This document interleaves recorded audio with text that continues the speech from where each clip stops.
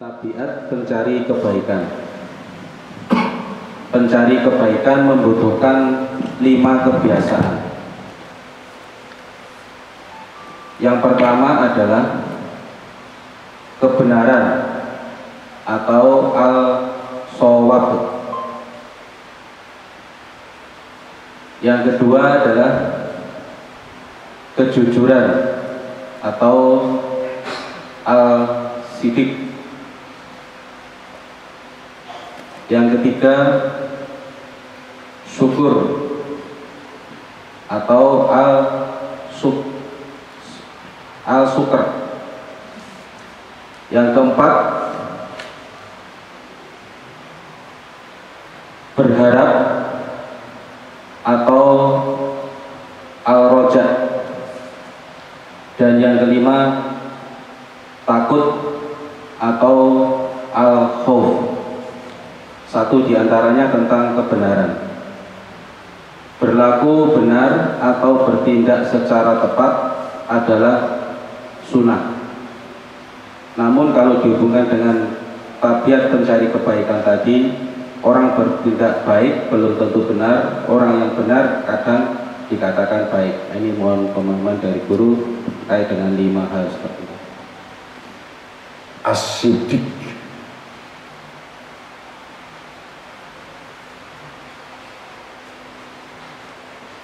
As-sidik itu adalah jabatan yang disebut benar.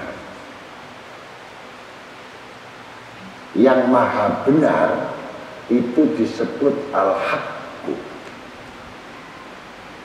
Allah yang maha benar.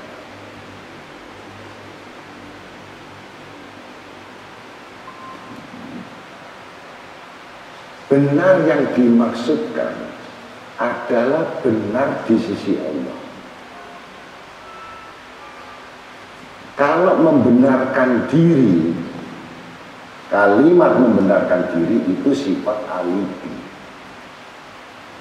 Yang alibi ini merasa benar. Kalau orang itu merasa benar, pasti orang itu tidak akan menerima nasihat orang lain. Karena sudah merasa benar. Tapi as-sidik adalah sifat menunggu dari kebenaran, yang benar menunggu dari kebenaran, yang mana kebenaran itu milik Allah.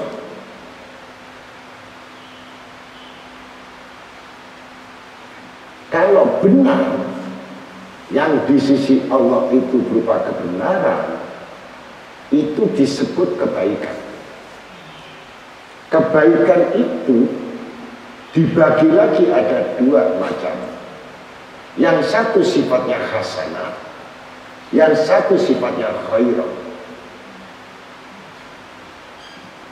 Kebaikan yang dimaksudkan berdasarkan kebenaran dari Tuhannya, dia akan merasa memiliki benar.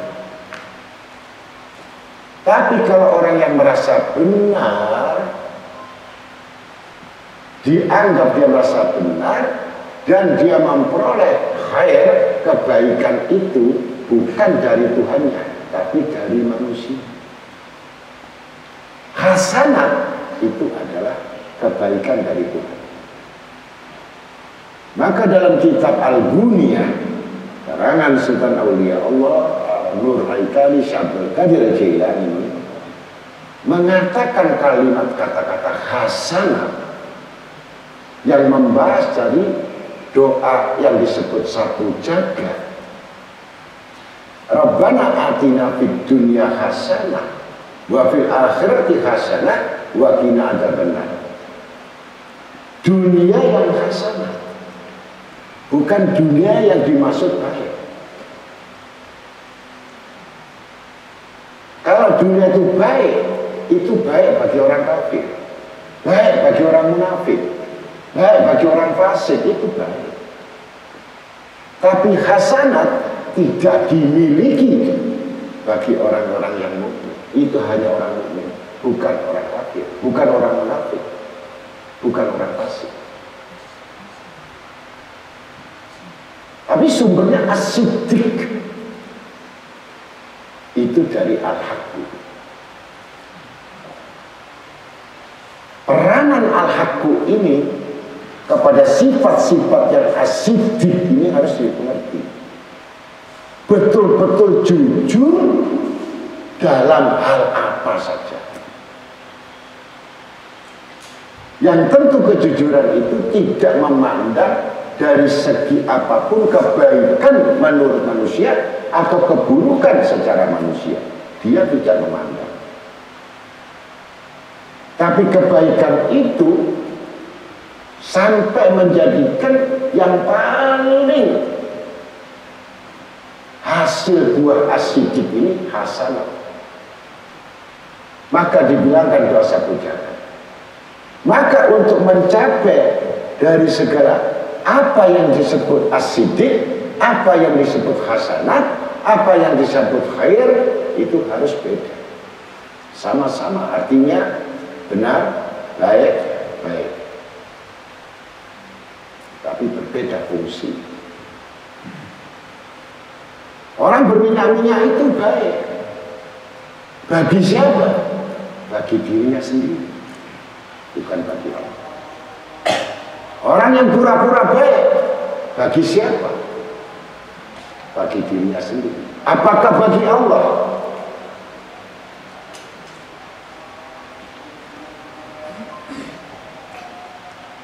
Maka untuk mendapatkan semua kehidupan dunia dengan hasanat, bukan baik. Sekali. Apakah orang yang bersih itu bajunya yang bersih? Atau kerudungmu, atau kopiahmu, atau bajumu najis? Itu orang baik? Bukan itu. Hasanat itu adalah bentuk rahasianya Allah kepada makhluknya, makhluknya berhasil kepada Allah. Sirullah fi khalqillah. Untuk apa kamu berminyak-minyak, bermuka-muka manis, berandai-andai untuk mendapatkan sesuatu pujian, kebaikan yang tidak dimaksud dengan as-siddiq?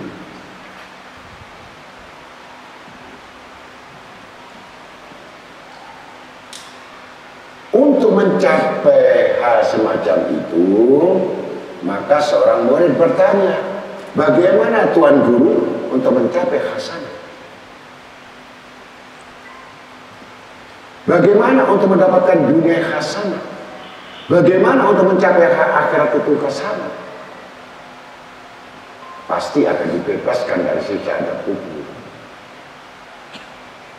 Hasanat kebaikan ini untuk mendapatkan dunia ini, semua yang berlaku di dunia ini harus paham betul dengan ilmu agama. Meraih akhirat itu pun harus paham betul dengan ilmu tentang akhiratnya. Tanpa dasar pedoman ini, mustahil seseorang itu mendapatkan hasanah.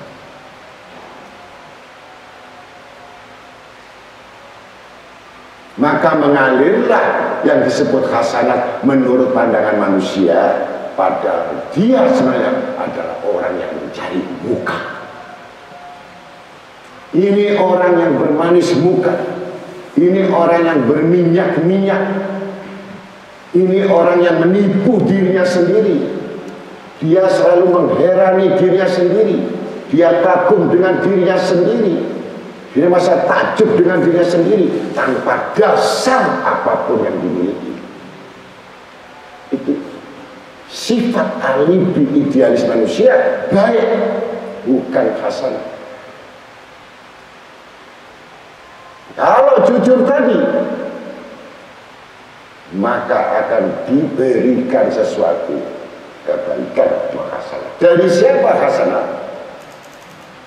Satu contoh, setiap orang yang beramal satu biji, kami berikan hasanah 10. Bahasa dimudahkan kebaikan. Kata-kata kebaikan dari siapa yang beri baik? Dari siapa yang berikan hasanah? Apakah manusia yang membalas?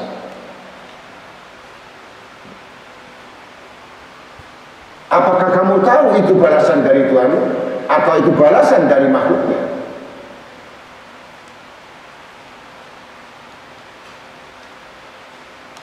Kalau memang betul merasakan kebaikan itu dari Tuhannya, itu disebut hasanah.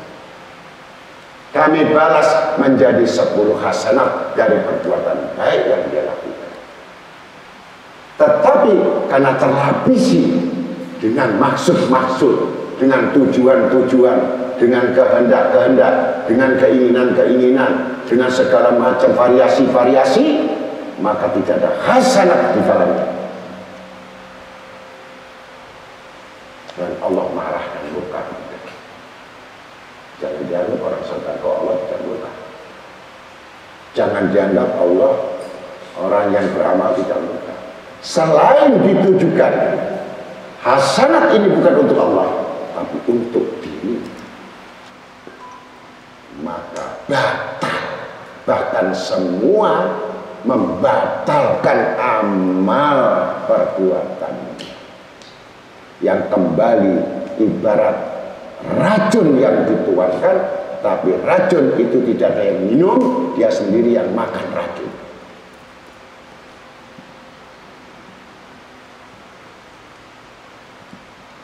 Urusan dunia apapun itu mencari as-siddiq, maka disebut Sayyidina Abu Bakar as-siddiq. Karena kenapa dikatakan yang paling benar di antara sahabat, bukan yang lain tidak benar, tapi paling utama as-siddiq, jabatan as-siddiqin.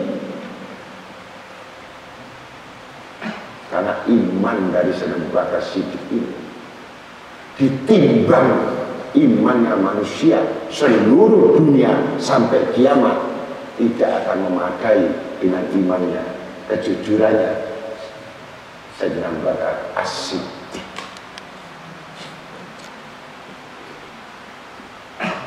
Dan yang memberi gelar ini bukan hal-hal yang tidak bisa dipercaya. Allah mengirimkan malaikat Jibril. Malaikat Jibril menurunkan kepada Nabi Muhammad SAW. Nabi Muhammad menyampaikan lagi kepada Abu Bakar as-siddiq radhiyallahu anhu yang dapat beritanya.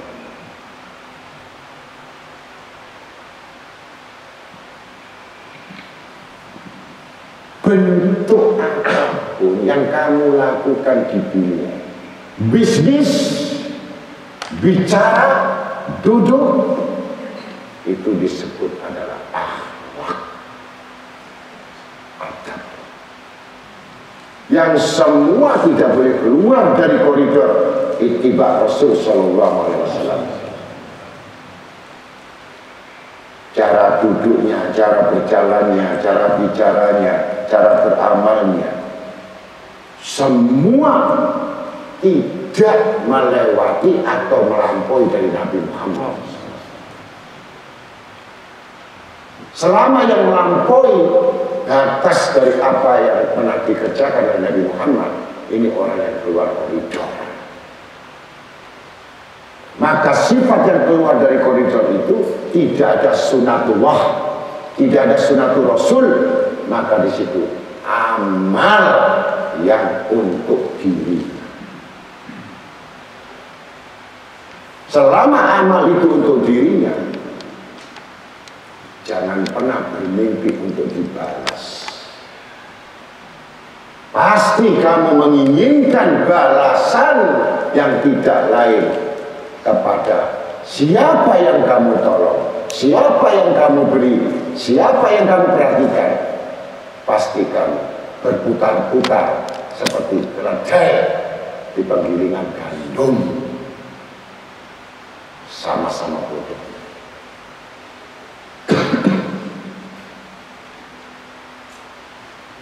Maka kenapa disebutkan Rabbana atina fid dunya hasanah wa fil akhirati hasanah wa qina adzabannar? Pasti tidak diragukan lagi, dibebaskan dari azab neraka. Semua jalur, semua hukum, satu pedoman rumus itu tidak pernah keluar dari Al-Quran, tidak keluar dari Sunnah, berarti itu ittiba.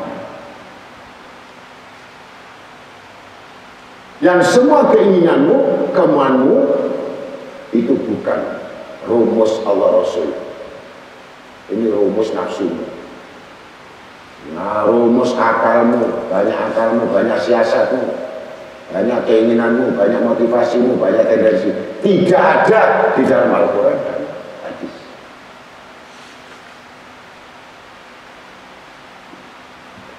Tidak disebutkan hasanah. Pasti kamu tadi yang dibicarakan lagi.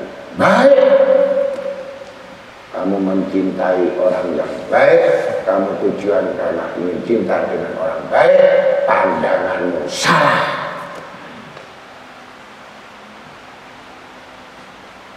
Seperti kamu beli barang dalam karung.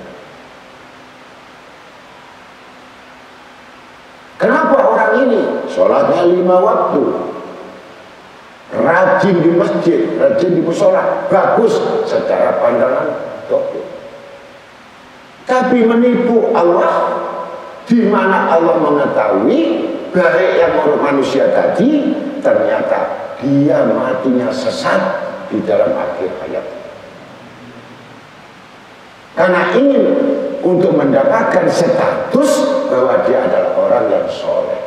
Hanya itu saja. Tidak disebut kamu itu, saya ini adalah orang yang bertaubat. Kalau kamu katakan, saya ini orang yang bertaubat, kamu bukan orang yang bertaubat.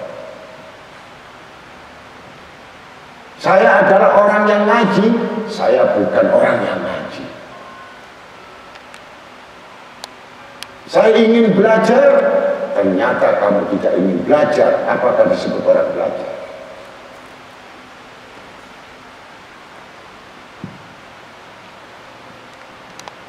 Saya supaya disebut orang yang ibadah, tapi lain niat kamu dan tujuan ibadah. Apakah itu disebut orang ibadah?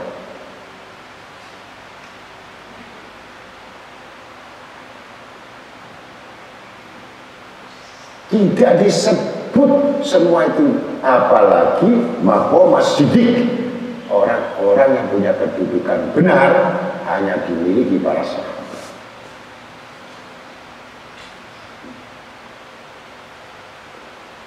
Kemudian diikuti oleh para tabi'in. Pertama yang mengikuti tabi'in ini, pertama imam kita sesudah sahabat, Sayyidina Imam Hasan Basri. Baru selanjutnya muncul aulia-aulia, Imam Ghazali, Abu Hasan Asadili, Syekh Ahmad Badawi.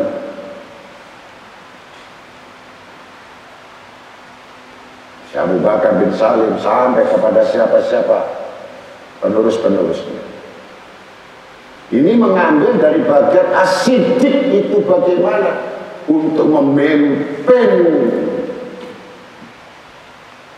bukan umat yang pertama itu, untuk memimpin dirinya ini, untuk memimpin hatinya agar menjadi orang yang pertama as-siddiq, jujur hati. Kau lapisi dengan selaput-selaput kejujuran apapun, kau akan menangisi dirimu sendiri dengan banyak penyesalan. Karena kamu tidak memiliki kebenaran yang hakiki di dalam hatimu. Sampai betul semua perbuatanmu hasanat. 1 dapat hasanat 10, 10 dapat 100 hasanat. Bukan minta hasanat yang dimaksudkan kebaikan itu hanya pandangan manusia kepadamu. Tunggu kehinaanmu, dunia saja kamu sudah hina, bagaimana akhirat lebih terhina lagi, lebih busuk lagi dari bangkai. Karena apa? Tidak ada kebaikan yang paling baik adalah kebaikan di sisi Tuhan. wa anta khairun nasirin. Dan siapa sebaik menolong? Allah.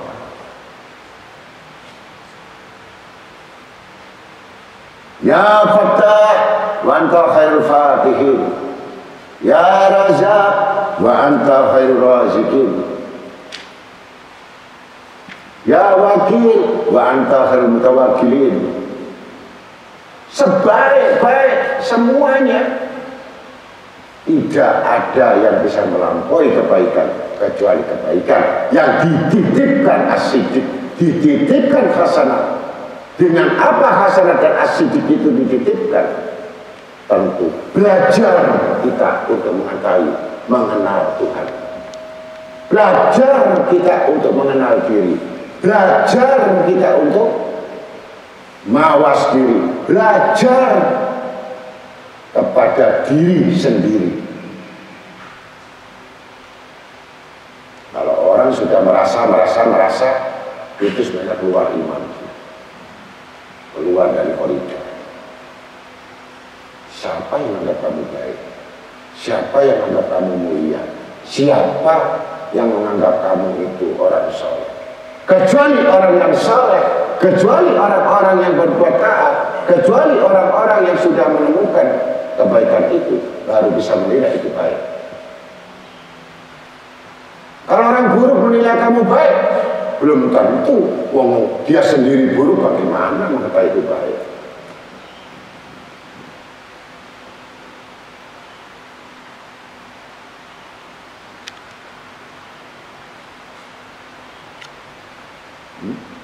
Ya untuk itulah, mudah-mudahan apa yang disebutkan tadi, bagaimana untuk mencapai as-siddiq, tentu kita berpedoman kepada kitab Al-Quran dan Sunnah dan para sahabat semuanya, yang tidak pernah dilakukan keburukan-keburukan dan tidak pernah dilakukan kebaikan-kebaikan kecuali kejujuran kepada Tuhannya,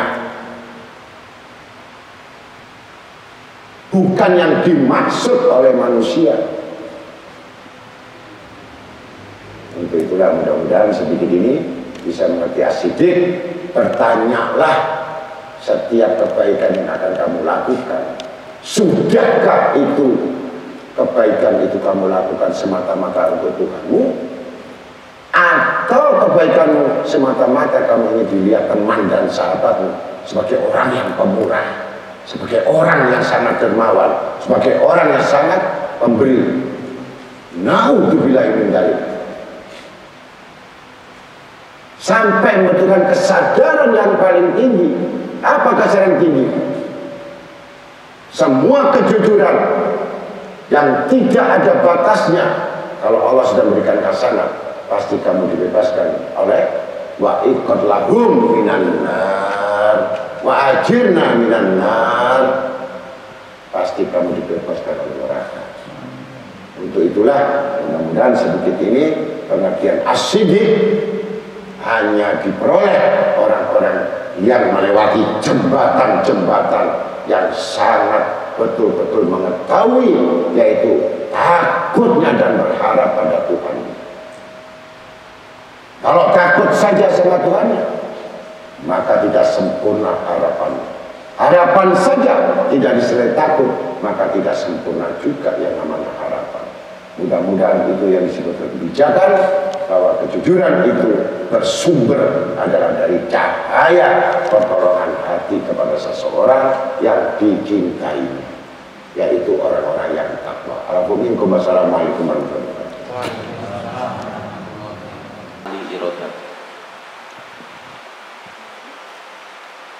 Ini judulnya adalah kembali tobat. Nafilah dan air. Andai kata manusia tidak memiliki nafilah, keburukan dan kejahatan, kesalahan, dan tidak memiliki air, niscaya tidak ada yang namanya pintu taubat.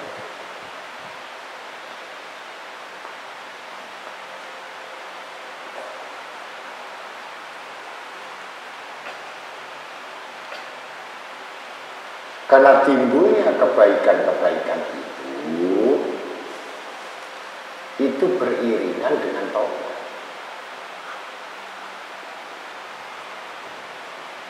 Dan tidak disebut orang yang bertaubat yang tidak merubah tabiat.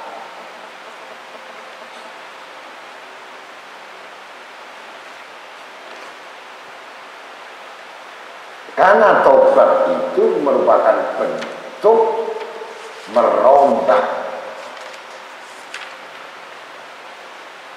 membenarkan yang salah, memperbaiki yang salah, bukan membenarkan salah, memperbaiki yang salah.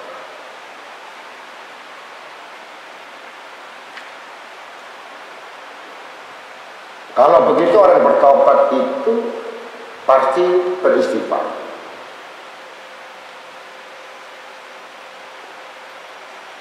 Bertaubat adalah bentuk kembali yang memiliki pengakuan, dengan sendirinya dia akan beristighfar.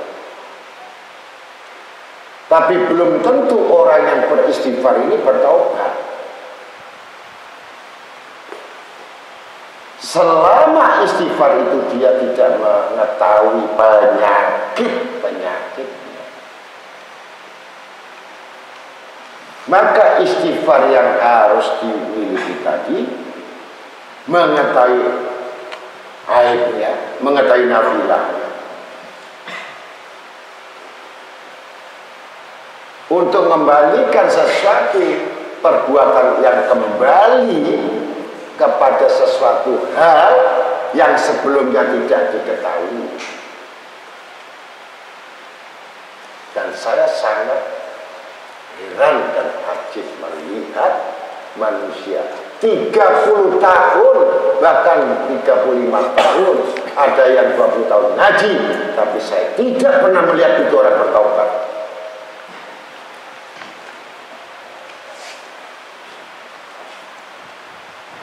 Kenapa saya katakan tidak bertaubat? Dia tidak pernah menyesali semua dari perbuatan-perbuatan itu. Dan dia merasa aman dengan perbuatan-perbuatan itu. Dan merasa bangga dengan amal-amal mereka. Padahal makin bertambah dosa-dosa mereka disebabkan maksiat yang tidak diketahui secara zahir, yang dia terus menghimpun maksiat-maksiat hati. Apakah maksiat hati? Pagi, siang, malam, sore, yang dipikirkan cuma isi perut. Ini bukan orang bertaubat. Ini orang celaka.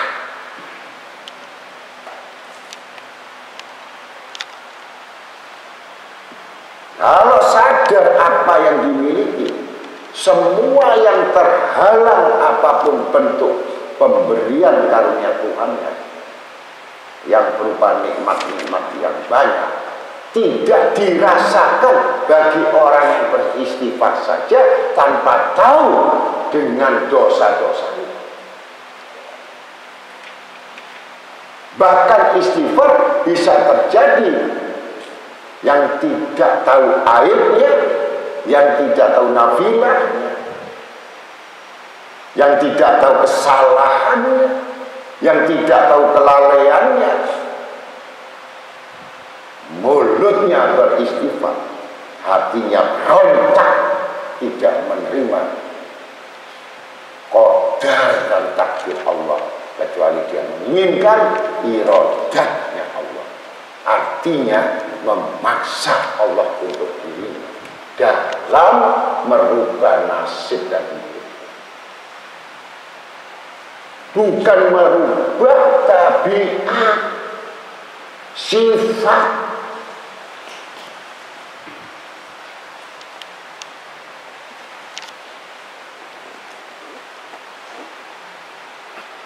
Semua kebaikan saja kita ambil hasanat lagi kita mengulang. agar kita tertutup semua celah-celah, aib-aib yang sembunyi terang-terangan. Allah masturna bisikal jami, digantikan keindahan oleh Allah. Itu kemurahan.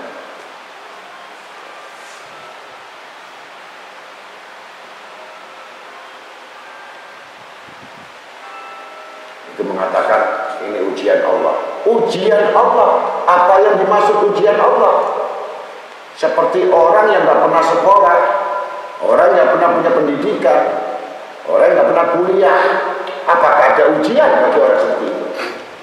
Jadi harus dibedakan antara ujian dan musibah. Kalau kamu cerdas, kalau kamu pandai, kalau kamu sering belajar, itu mahasiswi-mahasiswa yang belajar rajin tiap malam, maka dia menunggu semester atau menunggu ujian. Dia maju kepada dosennya. Kapan ujian itu?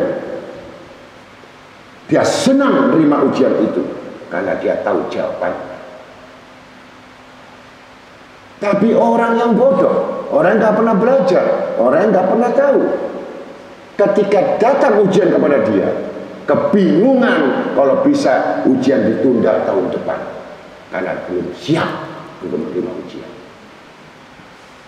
Tapi orang cerdas, makanya kenapa Sayyidina Ali Karamajah mengatakan, andai kata manusia tahu dengan kemurahan Allah, setiap hari dia minta ujian, karena setiap ujian adalah bentuk dari kemuliaan, kedudukan tambah. Orang yang bodoh menjauh dari ujian, menjauh daripada segala bentuk yang kesulitan.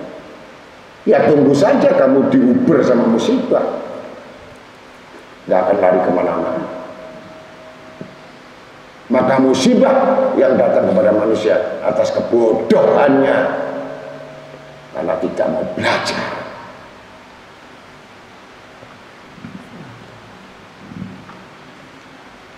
Itu perumpamaan.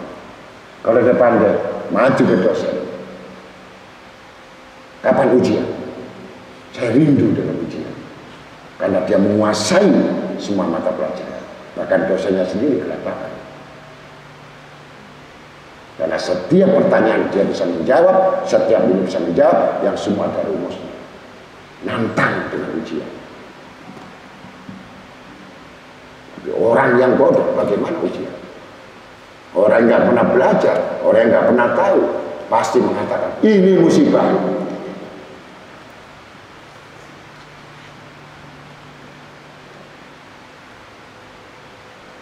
Itu bedanya. Kalau sudah dengan lewat kesulitan, dengan kesalahan, dengan kebodohan, maka dia bertobat. Kembali taubat itu kembali. Tubu ilallah taubatan nasuh. Kembali. Orang yang kembali berarti tidak melihat ke belakang. Kembali.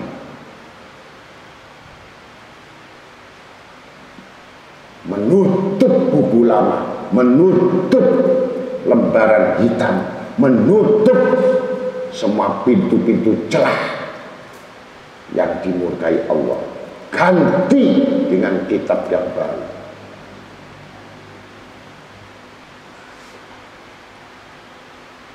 Maka berubahlah kehidupan.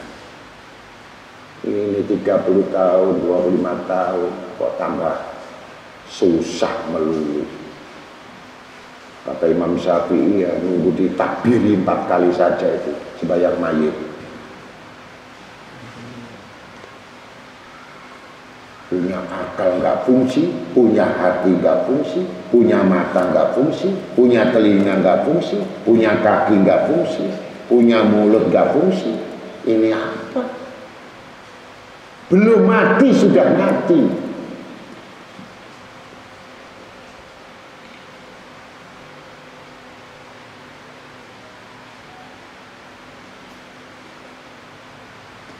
Nah, ini cara untuk keindahan orang yang bertobat. Bahkan dia sangat cinta untuk bertobat. walaupun dia tidak berdosa, walaupun dia bersih dari aib, walaupun dia bersih dari semua amal soleh. Tapi pedoman orang yang bertobat hanya satu tujuannya, untuk mencapai maqamal mahabbah agar dicintai oleh Allah. Ini tujuan yang asalnya ahli maksiat, yang banyak aib-aibnya, yang banyak kejahatan dan kesalahannya dan dosa-dosanya, tapi menjadi indah karena tobat, bukan karena amal yang lainnya.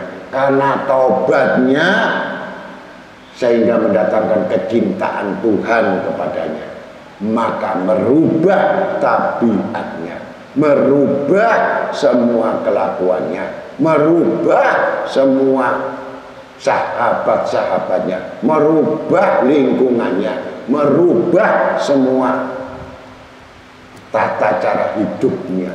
Ini orang yang bertobat. Selama tidak bisa merubah tabiat dan karakter itu, hukuman yang sampai di bawah mati.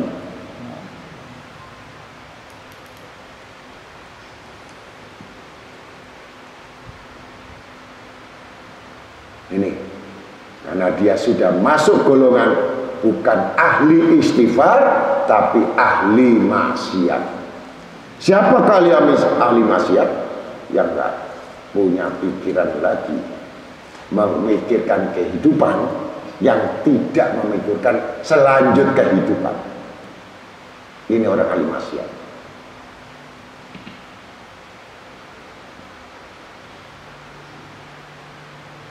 Yang hanya mencari kesenangan melulu di dunia, kepuasan di dunia, kenikmatan di dunia, yang menginginkan terus di dunia. Ini ahli maksiat.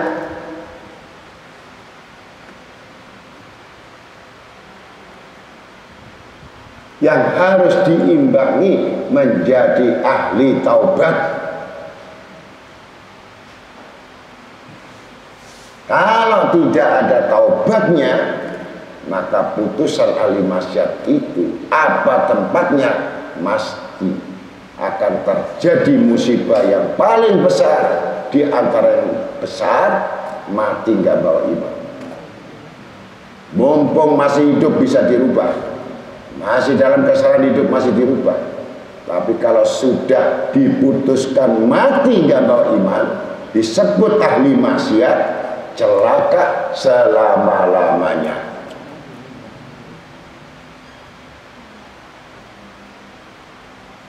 Jadilah orang yang ahli taubat, bukan ahli amal.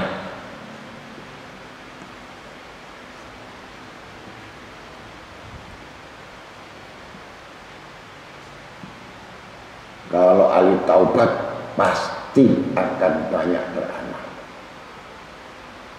Kalau orang ahli beramal belum tentu ahli taubat.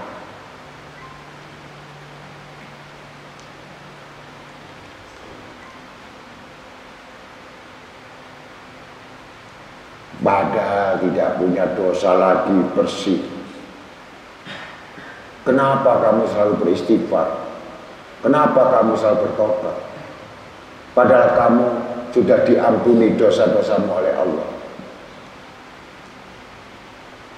Maka seseorang yang tadi bertobat langsung menjawab, karena aku mengikuti jejak-jejak Nabi Muhammad SAW. Nabi itu sempurna yang disempurnakan, yang tidak memiliki dosa, masih bertobat beristighfar 100 kali. Sedangkan aku ahli maksiat, ahli pendosa, baca istighfar 3 kali.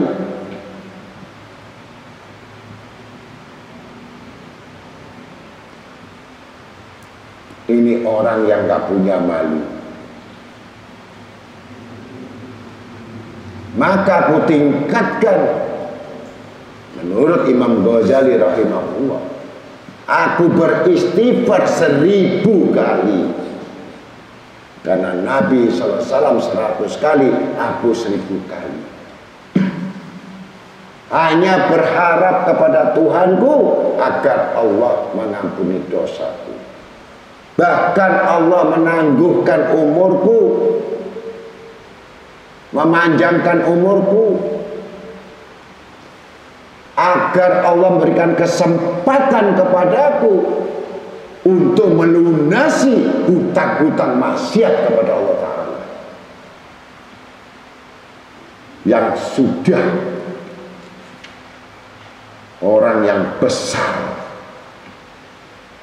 yang menguasai kitab akidah, fikih, tauhid, tafsir, semua kitab, dan kitab Ihya Ulumuddin hampir menyamai Al-Quran, masih mau beristighfar 1000 kali, mengistighfari diri, dan merasa menyesal karena masih umurnya ditambahkan agar Allah Ta'ala memberikan kesempatan untuk beristighfar.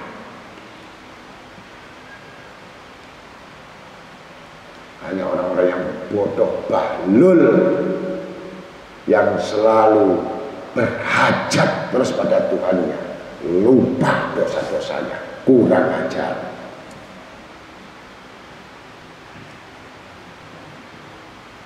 Yang seorang alim yang sudah dipenuhi semua kehidupannya, dunianya, kekayaannya, rezekinya, masih menangis untuk beristighfar kepada Allah. Kalau kamu menangis karena kamu tidak memiliki rezeki, kamu nangis karena kamu tidak memiliki uang, kamu nangis karena hajatmu tidak tersampaikan, kamu nangis karena perutmu lapar, kamu nangis karena apa yang kau inginkan tidak dapat. Tangisan setan.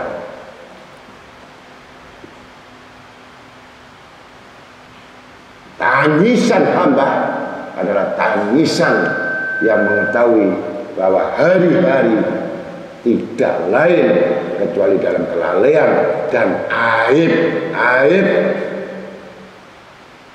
yang disebut maksiat.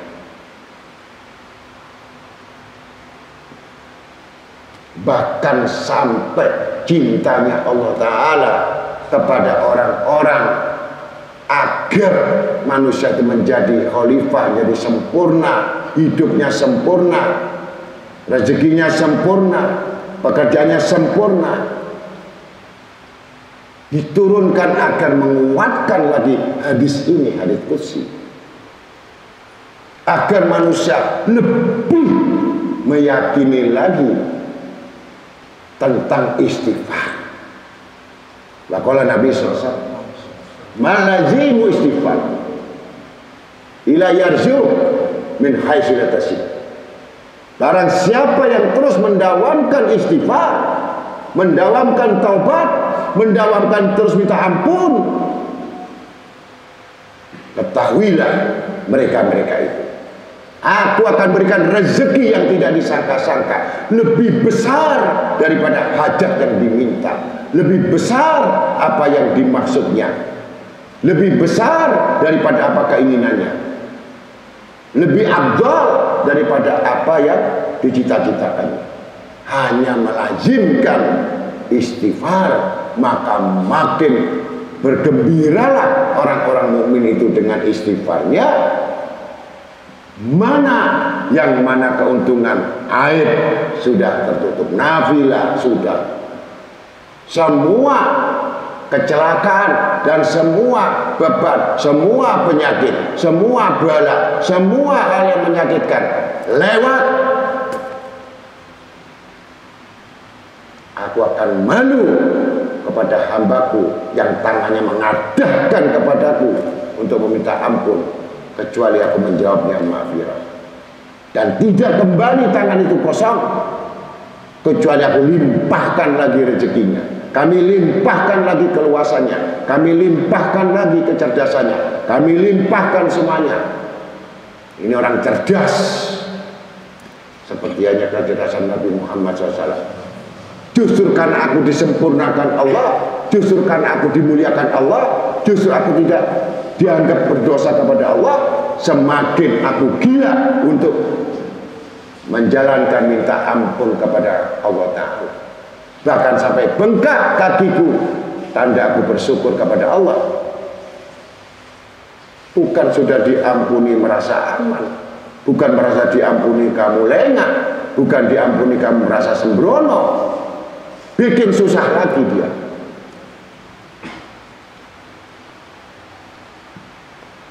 Ya mudah-mudahan itu semuanya tahu.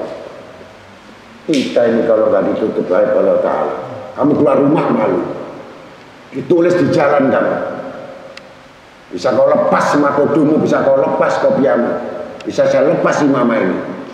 Begitu keluar, la ilaha illallah, menjijikkan perbuatan kita ini, memalukan perbuatan kita ini, hanya karena haid ada istighfar,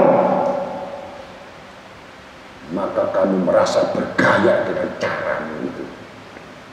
Ini orang punya malu. Kalau tulis di jalan dengan reklame besar itu, kira-kira kamu berani keluar rumah? Tidak ada semua manusia yang tidak berdosa, tapi karena Allah Ta'ala menutupi kesalahan-kesalahan. Dengan apa? Mengistighfari. Dengan kita banyak istighfar, banyak kita bertobat, apalagi sampai meneteskan air mata, berubah nasib dan takdirmu. Kalau memang betul kamu istighfar, istighfar berdoa, istighfar itu sama dengan doa. Takdir buruk jadi bagus, takdir melarat jadi cukup, takdir nggak kerja jadi kerja, takdir sempit rezeki jadikan mudah. Semua dimudahkan oleh Allah Ta'ala kalau sudah pintu tobat dibuka. Maka mintalah maghfirah, mintalah pengampunan, agar bab aib nafilah tidak lagi berbekas bagi orang-orang beristighfar, kecuali yang keluar kecintaan lagi kepada Tuhannya yang maha murah, yang maha pengampun. Wallahu a'lam bishawab. Assalamualaikum warahmatullahi wabarakatuh.